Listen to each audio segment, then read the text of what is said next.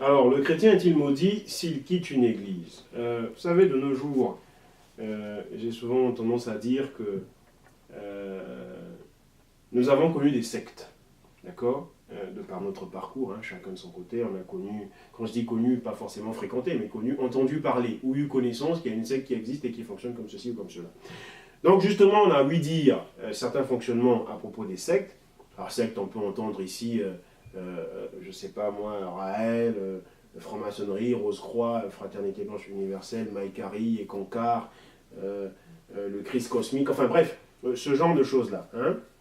Nous avons donc ouï dire que par rapport à ces mouvements-là, et ça c'est depuis des décennies que nous avons entendu ces choses-là, et que nous savions d'ailleurs ces choses-là, que quand on quittait ces mouvements-là, on était maudit. Non seulement on était maudit, mais on était menacé de mort, apparemment vous pouviez mourir, etc. Ce qui d'ailleurs retenait captifs les personnes qui s'amusaient à entrer dans ces mouvements-là. Quand ils comprenaient que ces mouvements étaient dangereux et étaient nuisibles pour eux, et qu'ils voulaient en sortir, ils disaient à leurs proches, mais je ne peux pas en sortir, parce que si j'en sors, je vais mourir. Dans la mesure où, on m'a dit là-bas que le credo c'est celui-là, quand tu sors du mouvement, tu meurs.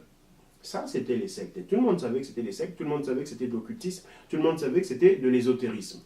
Mais ce qui est tragique, ce qui est étonnant, c'est qu'aujourd'hui, dans nos chapelles, dans nos assemblées locales, dans l'église, on apprend exactement les mêmes choses.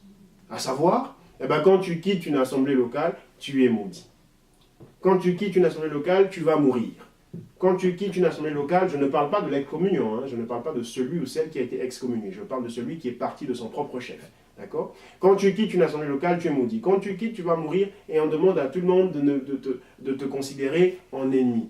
Or, il se trouve que quelques-uns de ces enseignants-là, quelques-uns de ces apôtres-là qui véhiculent ce type d'enseignement, prennent appui dans Hébreux 10 au verset 25, hein, donc qui dit « N'abandonnons pas nos assemblées comme le font quelques-uns, etc., etc. » Or, il faut comprendre que le mot « assemblée » ici ne signifie pas une église, comment dire, une chapelle, qu'on va par exemple appeler église les brebis égarées, ou église les moutons en feu, ou église les excités du Sinaï, etc.